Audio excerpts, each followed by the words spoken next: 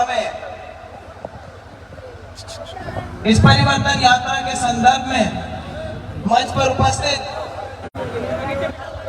माननीय राजेंद्र जी गहलोत साहब, जोगेश्वर जी गर्ग साहब, सीआर चौधरी जी, जगबीर जी छाबा साहब, विजेंद्र जी पूनिया जी, पुखराज पहाड़िया जी, हमारे यहाँ के स्थानीय विधायक भाई मोहन राम जी चौधरी साहब, रामनिवास जी सांगला जी, रामधन जी पोटलिया जी, मूसाराम जी चौधरी साहब, और मंच पर मैं देखती हूँ बहुत सारे दिग्गज नेतागण है। अगर मंच की इजाजत हो तो सम्मानित मंच बोल के काम चलाऊं। इजाजत है मंच की? सम्मानित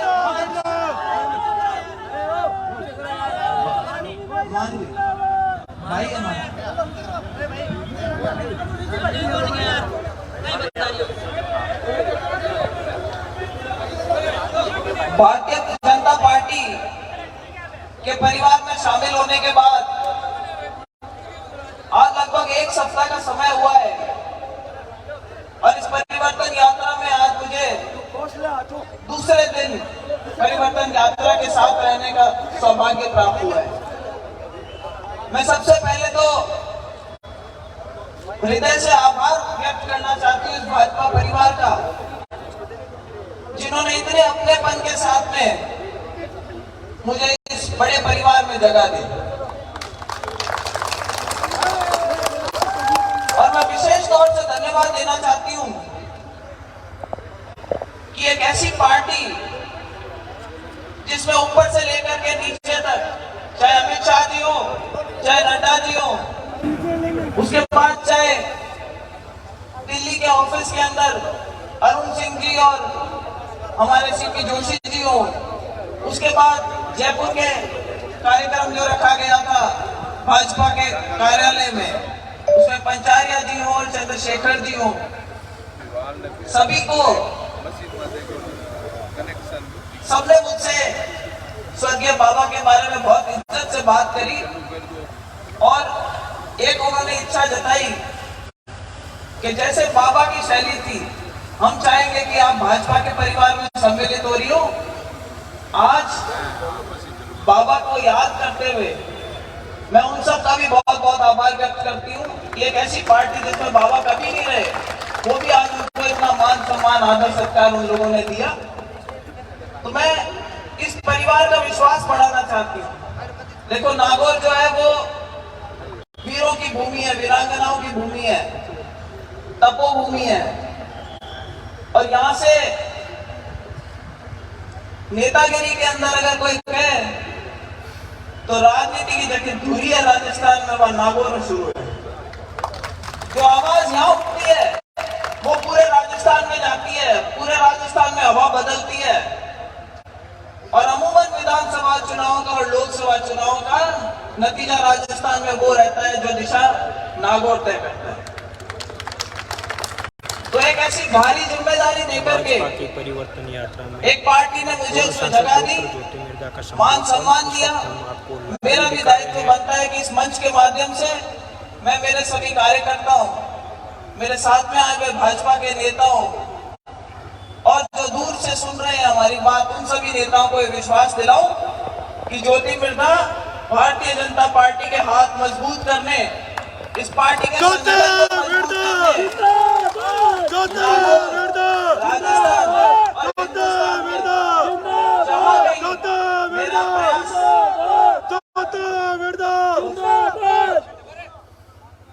जहां कहीं भी मेरा प्रयास मैं कर सकूंगी जरूर करूंगी। और मुझे गर्व है आज इस पार्टी का हिस्सा बनने में। मुझे गर्व होता है यहाँ से भारत माता की जय बोलवाने में। मुझे गर्व होता है ये कहने में कि मैं उस पार्टी का हिस्सा बनी हूँ जिसने राष्ट्रवाद का जो एक नया नारा दिया था, जिससे आज हमारे युवाओं में, साथियों में, बड़े बुजुर्गों में, सब में जोश देखने को मिलता है। यार बन रहे हो यार। मेरी परिस्थितियां कुछ और थी। नागौर में किसी से छानी नहीं है और नागौर शहर ने तो मुझे फिर भी जीत दिला करके भेजा था, उसके लिए मैं अभी भी आभारी हूँ। जिंदाबाद। अब सब ज्यादा खुश होते हैं कि भाई पार्टी में सही में आ गए, अब की बार जोरदार बजट ठोकेंगे। लेकिन मैं ये कहना चाहती हूँ, जिंदाबाद, भारतीय जनता पार्टी जिंदाबाद। वो चुनावों का नारा है वो अपन बाद में देंगे। भारतीय जनता पार्टी जिंदाबाद, भारतीय जनता पार्टी जिंदाबाद, जिंदाबाद, जिंदाबाद।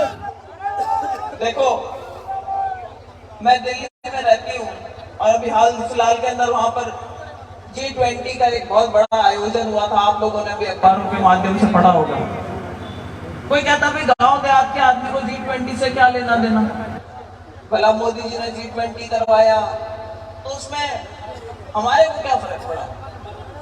लेकिन मैं ये विश्वास दिलाती हूँ कि जिस अमेरिका में पहले हमें लोगों को वीजा देने में आनाकानी करते थे, वहां के राष्ट्रपति यहाँ पर आए और उनका सर इस देश में मान सम्मान से इस देश के सामने झुका। जितनी इज्जत के साथ वो हिंदुस्तान में आए, सारी सभाओं में उन्होंने सम्मिलित होकर के, तो एक हिंदुस्तान की नहीं, हर एक हिंदुस्तानी का जो मान सम्मान है वो देश विदेश में सब जगह पर बढ़ा है। इस पार्टी की वजह से आज विश्व पटल पे हमारी एक अलग पहचान है। चाहे चांद पे चंद्रयान भेजना था, चाहे G20 का आयोजन करवाना था, चाहे धारा 370 हटानी थी, नागौर के अंदर जो हमारे अभी भाजपा के अंदर एक स्टेपनी बन करके जिन्होंने चुनाव लड़ा था और मेरे सामने वो चुनाव जीत करके हम संसद में पहुंच गए, उनके बारे में मैं छोटी सी टिप्पणी करना चाहूंगा। क्योंकि वो हर जगह, ठीक है जोरदार ध्यान है, हमें तो टिप्पणी सुनना है, मैं जानू। देखो, मुझे बड़ा बुरा लगा आज सुन करके। आज सुबह किसी ने मुझे एक वीडियो भेजा जिसमें टीवी इंटरव्यू के अंदर माननीय सांसद महोदय ने कहा है कौन मिलता, क्या मिलता, कहां से चुनाव जीते, कहां धरना दिया, कहां प्रदर्शन किया, जैसी उनकी एक शैली है जिसमें वो बात किया करते हैं। कहते पार्टी बदलते रहते थे, इनके दादाजी ने पार्टी बदली, ये पार्टी बदलते रहे। मैं आज इस मंच के माध्यम से उन्हें याद दिलाना चाहती हूँ कि मैंने वापस रिकॉर्ड चेक करवाया कि उनके पिताजी स्वर्गीय रामदेव जी कितनी बार चुनाव लड़े और कौन सी पार्टियों से लड़े। बड़े रोचक तथ्य सामने आए।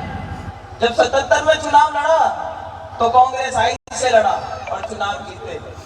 77 के बाद में उन्होंने 80 में चुनाव लड़ा तो कांग्रेस उस से लड़ा और चुनाव हारे। उसके बाद चुनाव लड़ा तो लोकदल से लड़ा, उसका अगला चुनाव लड़ा तो जनता दल से लड़ा, और उसके बाद आखिरी चुनाव जब वो लड़ रहे थे तो बीजेपी के टिकट पे लड़ रहे थे। जब उनका देहांत हो गया तो चुनाव कैंसिल हो गया।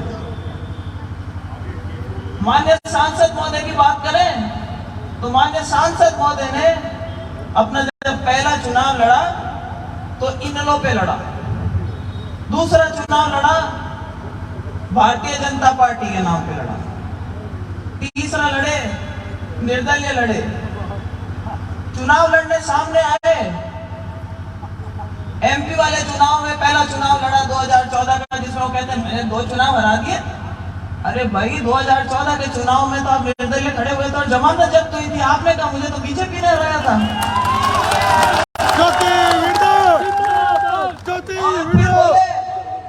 दूसरा चुनाव एक और हराया।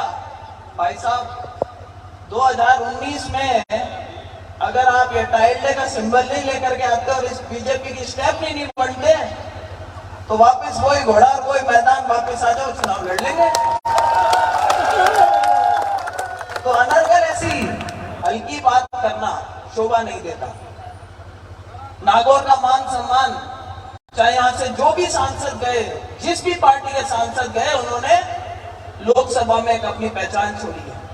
हम जब पूछते क्या काम करवाया, कोई नहीं गिना सकता। आज मैं कांग्रेस छोड़ के आप लोगों के बीच में बीजेपी से आई हूं, तब भी आप मुझे इतने प्रेम के साथ में इतना मुझे यहाँ पर मान सम्मान देते हैं। क्यों देते हैं? क्योंकि जब मैं सांसद रही थी तो मैंने मेरे क्षेत्र के लिए बहुत काम कराने का प्रयास किया था। चाहे वो इंदिरा गांधी लिफ्ट के नाल लाने की बात हो, चाहे यहाँ कॉलेज खुलवाने की बात हो, और एक एक पंचायत में बजट बांटने वाला जाकर के सांसद पहला और आखिरी सांसद था नागौर का। तो भाइयों, कार्यशैली मेरी वही रहेगी। अब एक डबल ताकत मेरे पास में आई है, इस डबल इंजन की जो सरकार है उसकी ताकत मेरे पास में आई है। मैं आप लोगों से भी चाहती हूँ कि आप मेरा सहयोग करें, और आने वाले टाइम में 2023 के अंदर जब विधानसभा के चुनाव हो तो इस भाजपा पार्टी को भी लगना चाहिए कि हाँ, ज्योति मिर्धा को पार्टी में मिला करके हमने कोई गलती नहीं करी, हमने एक बहुत बढ़िया काम किया। आप लोगों का सहयोग रहेगा, ज्योति मिर्धा आप लोगों की ऋणी रहेगी, क्योंकि लोकतंत्र में ताकत जो है वो जनता की ताकत है। हमारी जितनी ताकत है कि हम मंच पर बैठ करके इतने नेता जो आपके सामने बात कर सकते हैं, वो इसलिए कर सकते हैं क्योंकि आप लोगों की ताकत ने हमें यहाँ पहुंचाया है। तो मेरा तो आप सबसे यही आग्रह रहेगा कि अब कहते हैं ना कि जैसे ले मिल गई, तो ज्योति जी अब क्या ठीक पार्टी में आया हूँ। जगह जगह ये सुना, जयपुर से रवाना हुए, मेरे पड़ोस में कई लोग जानते होंगे, नंदू जी रहते हैं, वागड़े बामनों के ड्रम ढाणी है। मैं जब सांसद बन के गई तब उन्होंने मुझे कभी गुलदस्ता नहीं दिया, बधाई जरूर दी होगी, पर परसों जब मैं दिल्ली से आई तब गुलदस्ता लेकर के खड़े थे सीट सिखा के, काम जोरदार किया। मोदी जी का जलवा है, बिल्कुल सही बात है। आज उनका जन्मदिन भी है, मेरी ओर से और आप सबकी ओर से मैं उनकी दीर्घायु की कामना करती हूँ। आज रामसा पीर की भी जयंती है, आज विश्वकर्मा जी की भी जयंती है। उन सबको भी मैं इस मंच के माध्यम से याद करती हूँ, और मैं एक बार पुनः आप लोगों को ये विश्वास दिलाती हूँ कि ज्योति मिर्धा उसी कार्यशैली के साथ में आप लोगों के बीच में आती रहेगी, काम करवाती रहेगी, जैसा कि जब आपने उसको सांसद बनने का मौका दिया था उस समय आई थी। और अब क्या, एक जोरदार जयकारा लगावा, वंदे वंदे भारत माता की।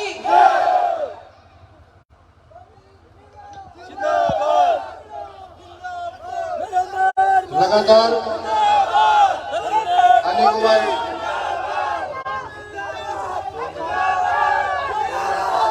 भाई विजेंद्र जी पूनिया की एक विशेष डिमांड आई है। कल खूब बोलेंगे तेजा जी के जयकारे, चिंता मत करो, कल खलडार जाना है अपने को। उन्होंने बोला है कि भाई एक तेजा जी का जयकारा भी बुलवाओ, तो मैं बोलूंगी, बोलो तेजा जी महाराज की, बोलो रामसा पीर की, बोलो लक्ष्मीदास जी महाराज की, बोलो 33 करोड़ देवी देवताओं की, बंसी वाले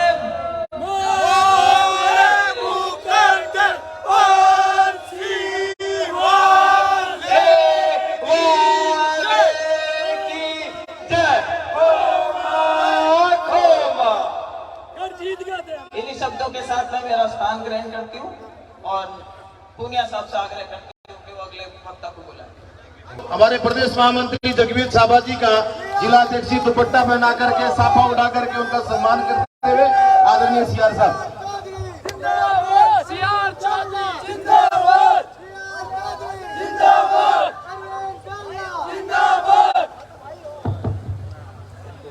बोले भारत माता की।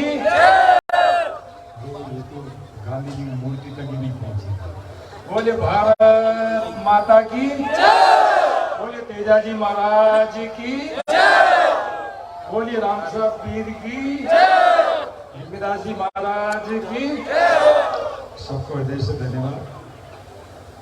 भाइयों, आज का दिन बहुत ही शुभ दिन है और स्पेशली पूरे देश के लिए, भारत के लिए भी बहुत महत्वपूर्ण दिन है। आज के दिन हमारे माननीय मोदी जी अवतरित हुए और आज उनका जन्म दिवस है, इसलिए बोले नरेंद्र मोदी जिंदाबाद। आप सबकी ओर से, पूरे नागौर जिले की ओर से उनकी दीर्घायु की, स्वस्थ जीवन की कामना करते हैं और लंबा जीवन रहे, देश की सेवा करते रहे एज ए प्राइम मिनिस्टर और एज ए राष्ट्र के नव निर्माता के रूप में सेवा करते रहे। आज ये परिवर्तन यात्रा जो परिवर्तित में भरी समय परिवर्तित हो जाएगी। परिवर्तन संकल्प यात्रा। आप थोड़े शांत रहें, थोड़ा सा ज़्यादा समय वैसे भी नहीं हुआ।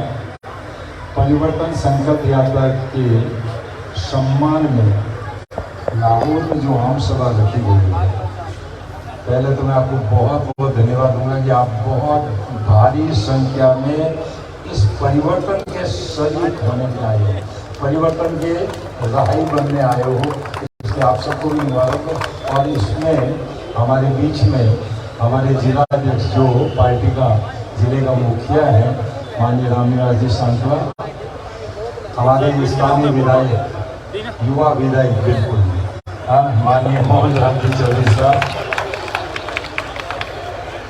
हमारे पूर्व सांसद और लोकप्रिय नेता माननीय ज्योति जी, हमारे बीच में रामदेवरा से जो यात्रा प्रारंभ, उस यात्रा के संयोजक तो भी बोल के गए थे।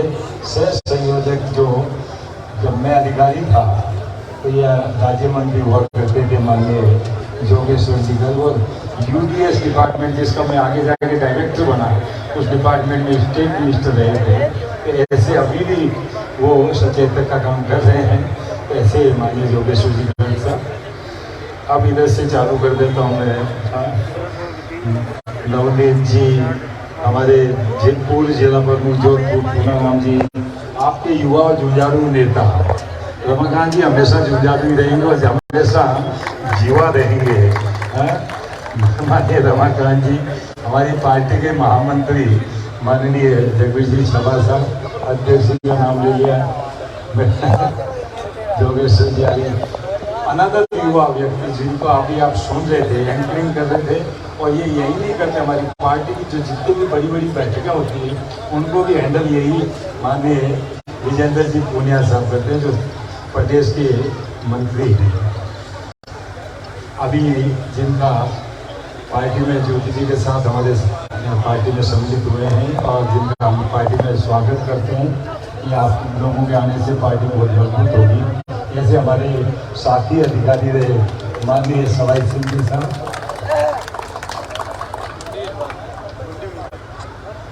कप्पाराम जी जो भामाशा के नाम से जाने जाते हैं, देवरा साहब, और माली समाज के अध्यक्ष भी हैं, इनका भी तालियां बजा के थोड़ा कर दो ना स्वागत आप लोगों को।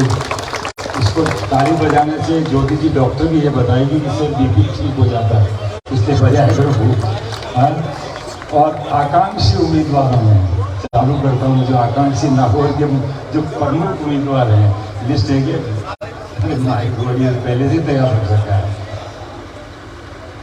अर्जुन जी मेहरिया लगाओ, जो अर्जुन जी वाली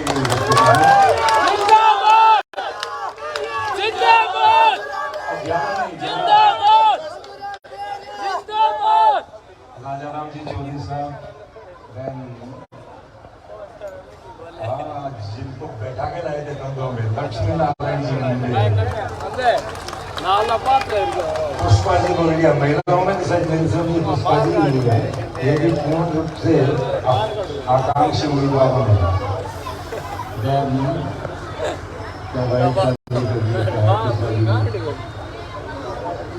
अरविंद जी जाजरा,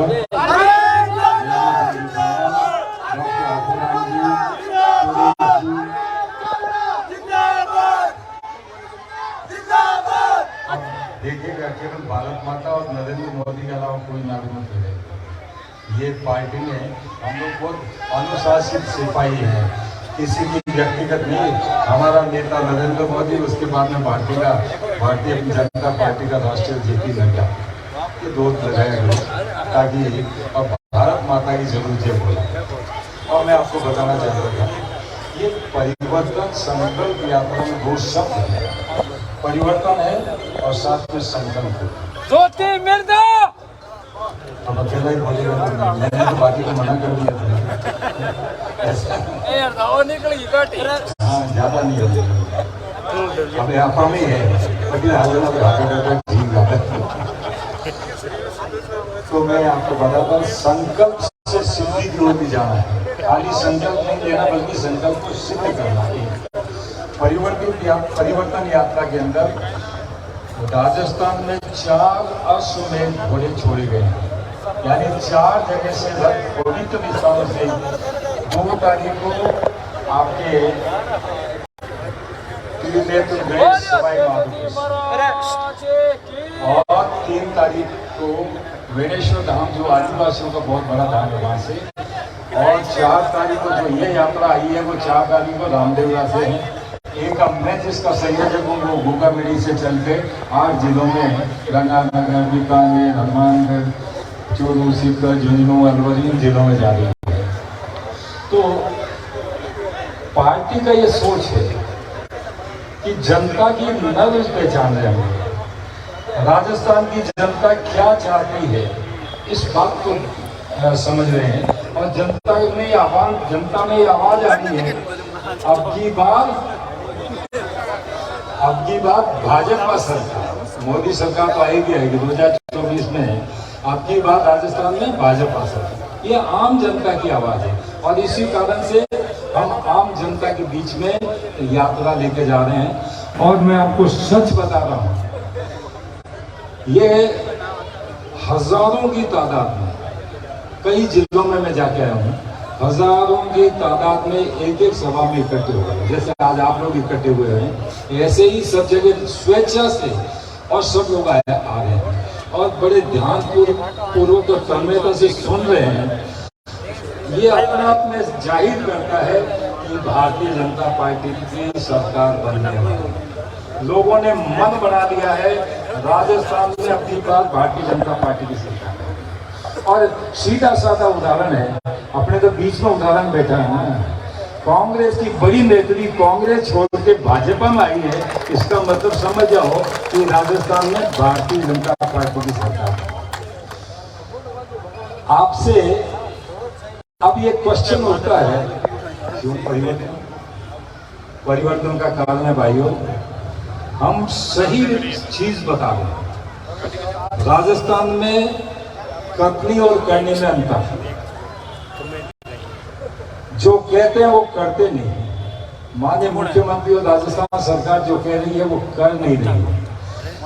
हर पार्टी इलेक्शन से पहले एक मैनिफेस्टो जारी करती है चुनावों से पहले, और उसमें वचनबद्धता करती है हम सरकार में आए ये कार्य करेंगे। पिछले 2018 के अंदर कांग्रेस सरकार ने ये तय किया था 10 दिन के अंदर किसानों का ऋण माफ कर देंगे। क्या कोई माइकल आले जिसका पूरा का पूरा ऋण माफ कर दिया तो वो खड़ा होकर बता दे, ताकि हम, और नहीं हुआ तो जोर से को नहीं हुआ। तो पहला धोखा तो आपने देख लिया, किसान के साथ में धोखा और छलावा किया गया है। और दूसरी तरफ हमारी सरकार, मैं आपको बताना चाहता हूं, मैं मोदी सरकार का एक तरह से उनके साथ में कैबिनेट में काम किया। हमारी सरकार को आपने नहीं कहा था कि स्वामीनाथन कमेटी की किसानों की लागू कर दी जाएगी। मैं उस कमेटी में 7 आदमी थे जिसमें जूनियर मोस्ट मिनिस्टर नहीं था, और हमने तय किया भारत के किसानों को लागत मूल्य का 1.5 गुना पैसा मिलना चाहिए। और ये तय करने के कारण हमने बाकायदा लागत मूल्य का 1.5 गुना से भी ज्यादा मूल्य तय किया। और उसी का उदाहरण भी माननीय हमारे बता देते संयोजक जी गहलोत साहब, मूंग का भाव जब हम सत्ता में आए थे तो 48 रुपए था,